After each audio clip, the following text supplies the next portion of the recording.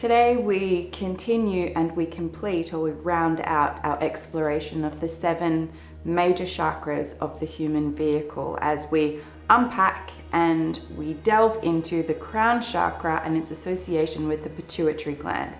So the pituitary gland is kind of the master gland of all the endocrine glands in the body, which we will unpack and explore and come to understand.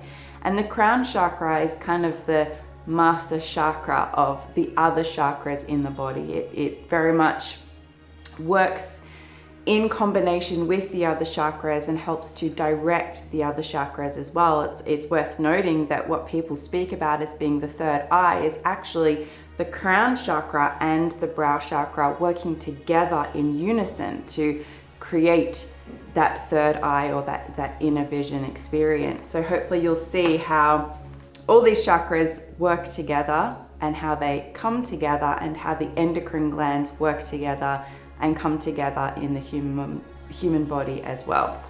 So let's dive into chapter 24 of my book, Healing, Wholeness and God Realisation, the crown chakra and the pituitary gland. The crown chakra, located centrally at the top of the skull and associated with the color violet, externalizes as the pituitary gland. The pituitary gland is considered the body's master gland. Working closely with the hypothalamus, which is the centralized master of the nervous system, the pituitary gland receives constant feedback from the body about its internal state and responds by producing master hormones, which are then released into the blood, signaling their target endocrine glands to produce more or less of the hormones they are responsible for. The pituitary gland is like the switchboard of the endocrine system, working in conjunction with the switchboard of the nervous system, keeping a hormonal eye on things, tweaking its function and the function of the other endocrine glands according to the needs and the environment of the body. Similarly, the crown chakra is the master chakra, the energetic switchboard of the form-based self. The openness of the crown chakra dictates how much God consciousness or illumination is pouring forth into the body. The higher energetic bodies have direct contact with the physical body through the other chakra sites, but the degree and amounts of multidimensional energetic exchange are directed by the crown. It is of note here that there are various levels and depths of endocrine gland and chakra system function. At their most basic level, without any emotional, mental, or soul interference, all of the endocrine glands function perfectly, attaining harmonious synchronicity with their environment and within the organism. The opening, illumination, and presence of soul consciousness in the chakras themselves is not necessary, as the body itself possesses a kind of consciousness which is akin to the consciousness of the other elements and kingdoms of the earth. By its very nature, the physical body and all of its parts is alive and conscious in its own right. The body, in essence, is natural and self-sustaining and maintains a state of equilibrium and health when not interfered with. With physical, emotional, and mental awareness, energy of the etheric and energetic bodies begins to ground and flow through the lower 3 chakras, rousing them. The influx of this energy can be tumultuous and discordant because we carry pain, experience, fears, and opinions in these subtler bodies, which then begin to pour through to the organism, impacting and influencing the way that it functions. Diseased states are not only the product of unhealthy habits and behaviors, they are also the manifestation of discordant emotional and mental energy which flows into and expresses through the body. The time-spanning soul carries an imprint, a memory, a record of all experiences which have been had throughout time, a culmination of physical, emotional, and mental experience which has been had here. As awareness at the level of the soul develops and deepens, the heart begins to stir as the form-oriented self awakens to the soul, reacting to the timeless energy and perspectives pouring in at this chakra site. The soul carries memories and discordant energy from other lives which it seeks to harmonize through the new body. This can result in diseased states as the lower self resists this opening, unable to reconcile the inpouring energy in the context of present time and space, or as the incoming energy is translated into biological phenomena which seeks expression and resolution. In short, it is possible for the endocrine glands to be in a state of health and harmony before the corresponding chakra site has been opened. It is also then possible that the endocrine gland, as well as the corresponding organs and systems, may experience disturbance as energy and higher awareness attempt to dock and begin communications at this site. This disturbance, however, should be temporary. Not only does the soul act as carrier for discordant, harmony-seeking energy, but it also houses potentially infinite vitality, vibrancy, health, robustness, assuredness, insight, wisdom, perspective, and incredible potentials for boundless healing. To partner with the soul is to serve the soul's evolutionary intentions, and it is to receive the benefits of exuberant and limitless love, support, and healing in return. The soul knows exactly what is required for healing, and the soul will never desire to leave any of its bodies in a state of turmoil or distress.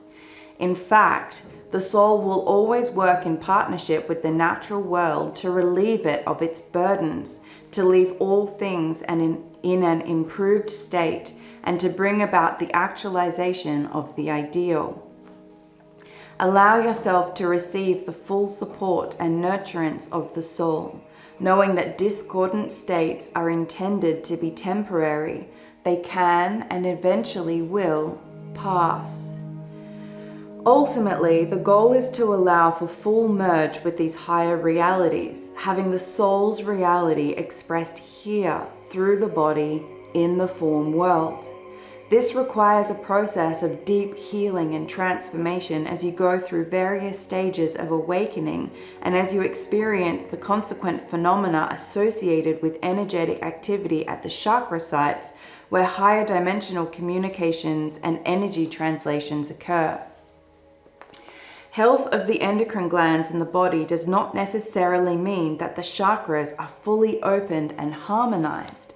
Just as states of disease do not necessarily mean that the chakra sites are sealed shut. Sometimes diseased states are simply the result of poor nutritional and lifestyle habits, whilst other times they are the result of an influx of discordant energy which is seeking harmonization. Often, disease is the result of both of these things occurring at once. Whatever the case, these are all states of becoming, and meaning should not be placed on the phenomena that is being experienced. To navigate the process of God realization, you must feel, listen, see, and open to receive the energy which is ready to ground here, and then you must work on healing and harmonizing the impacts of this energy. There will always be room for growth and development. There will always be new realizations and insights. The chakras can open as deeply as the universe can reach, and in fact, once the chakra sites are refined to a certain level of clarity, further energetic chakra sites are able to begin to open. Some of these chakras do indeed dock into the body and alter the energetic and biological composition of the body, whilst others of these chakra sites activate on higher dimensional planes of reality.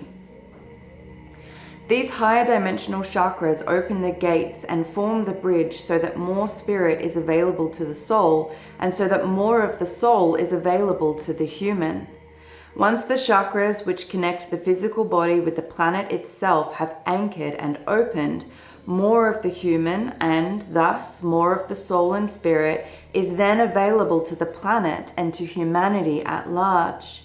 This seamless bridge which allows spirit to dwell and for more of God to be realized here is the greatest contribution which can be made to the evolutionary experiment which is being had here. It is the result of a gradual bleeding through of energy, with energetic communications occurring back and forth, up and down, the higher centers responding to the feedback received from the lower centers and vice versa. The crown chakra works within the physical body in a similar way. It is the highest dimensional point of energetic activity in the body, and it responds to the feedback and hormonal information it receives from the lower centers and the body itself. This information is fed directly to the higher bodies of the soul and the spirit, and these higher parts of the self respond in kind, with appropriate God consciousness and illumination entering through the crown, and other frequencies of energy and coded information entering the body through the lower centers. The crown chakra is the director, the gate which lays between heaven and earth. It is relevant to note here that although we are exploring the chakras and their corresponding endocrine organs separately, they do not, in fact, exist and operate separately. The bodies, the chakras, and the endocrine glands are a part of an integrated system. No one part acts in isolation. Each part is impacting and responding to each other part. An unfortunate consequence of our reductionist and categorical approach to the human entity is our obsession with dividing the human up into small, separate parts, whilst attempting to address each part in isolation. We remove components of the self from the whole, assess them and diagnose them out of context, and attempt to alter their nature without considering the system or the entity of which they are but one part. If you tweak or alter one part, there is an inevitable knock-on effect, with other parts responding to the changes that have been made. We chase symptoms and reactions around the body, tweaking this, adding something to deal with that side effect, adding something else to deal with the side effects of that other thing we did, forgetting that the organism is not its parts, or even the sum of its parts. The organism is complex and multidimensional and should always be considered and acted upon in context. The mind is not separate from the body. The emotions are not separate from the mind. The environment is not separate from the soul. The organs, systems, and energy of the various bodies are deeply intertwined with each other, feeding information back and forth and responding as a fluid, malleable, and intelligent whole, each part aware of each other part as though it is, indeed, a part of itself, as though all of the parts do, indeed, serve and work as a participating aspect of the same master. The hormones of the body do not act in isolation. They cascade, and each hormone, though it may act mainly on one endocrine gland, impacts and alters the state of all other hormones and endocrine glands, even feeding information to and acting upon the soul itself. You are a whole, a complex yet complete multidimensional entity, and you must begin to experience yourself as such if healing, wholeness, and God realization are your goal. When I address any diseased state in the body, I always consider and act upon the adrenal glands, knowing that wellness cannot be achieved as long as the organism does not feel safe and secure and in its environment, the root. When I work to repair the organs associated with fertility and menstruation, I always consider the health of the thyroid gland, the sacral, and the throat. When I am working to decrease and balance adrenal stress, I always do work to repair digestion, absorption, and immune function, the root, the solar plexus, and the heart. When digestion is weak or too fiery, I consider the activity of the thyroid and the adrenal glands, the solar plexus, the throat, and the root. When a person is experiencing low self-worth, I prescribe the medicine of the heart. When a person feels weak and debilitated, I stoke the fires of the will housed in the root chakra. When a person feels that they do not know who they are or how to express their essence, I inspire the creativity and the naturalness of the sacral chakra. when all hormones are in disarray and the activities of the body become haphazard and tumultuous, I always consider the clarity of the directions which are being given by the crown chakra. It is not necessarily about considering the chakra centers themselves, but it is about introducing and working to refine, heal, or raise the vibration of those frequencies which are out of balance. This can only be done by taking a step back and observing the whole, by understanding how states of being contribute to the harmony, synthesis, and health of the whole. This requires the ability to work physically, emotionally, mentally, spiritually, psychologically, and environmentally all at once. You are an integrated being. The frequencies of each of your parts should be harmonious with each other, humming and vibrating to the same tune, aligned to the same goals, and united in intention, all of your parts offering up their medicine in the pursuit of wholeness and health as a single but multidimensional and complex unit. All parts should be working together to manifest a harmonious expression of the indwelling entity, which is who you truly are. This is how you achieve the thorough and complete expression and embodiment of your personal ideal. Take the time to consider and learn of each part individually so that you may come to know and understand all of the ingredients that you have to work with, but do not become rigid and reductionist in your outlook, allopathic in your physical and energetic prescriptions. The path to healing and wholeness is a deeply felt one, with your soul and the natural world as your guide. You do yourself a disservice when you attempt to heal just one part of your physical body, or just your physical body itself, or just your emotional state, or just your mental outlook, or when you seek spiritual enlightenment by reaching out of your bodies and focusing exclusively on the soul and spirit. It must all progress together as one. In order to achieve true mastery, you must be a master of all parts, individually and collectively. You must embrace your multidimensional nature. Let yourself resound and resonate with the frequency which is yours, pulling this frequency all the way through so that it can unite you in perfect symphony. Come into harmony with yourself. As the conductor and master form-focused chakra, and as the hormonal switchboard of the body, the crown and the pituitary gland are responsible for overseeing this harmony in the body. The crown chakra is the point of synthesis and magic, or transformation and transmutation, facilitating the process of God being realized and actualized here in your body, in this time and in this space on planet Earth. So if you haven't already, in order to achieve this synthesis, this synthesized outlook and approach to healing that I'm describing in this chapter, I highly recommend going back to the beginning of part 2 of my book and starting the process of looking at the chakra sites from beginning to end. So starting right at the beginning and going through them and coming to understand the different vibrations and frequencies of energy that ground and express through and into and which form the form-focused human experience on the ground, so that you can start working with healing at a causal level, and you can start working with these energies in their essence and in their purest form to bring about a true state of wholeness and completion.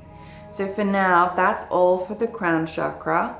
Our next chapter is going to be dealing with the nervous system. And this is very important because the nervous system and the endocrine system work together. So the endocrine system is very much the creative energy that forms the bodies and informs the body. So it's very much the feminine part of our existence and our experience here. whereas the nervous system is very much the center of light. So it's the activity, it's the life force, it's the vitality, it's the spark of life that ignites the energy of the endocrine glands or the energy of the chakra systems to create vibrant activity and presence here in the form world. So that's the physical and etheric nervous system, light, life force, and vitality, deeply intertwined with the endocrine system, and a very important part of an ingredient in a sustained and whole and complete, vibrant life force presence here on planet Earth. But for now, that's all. Enjoy.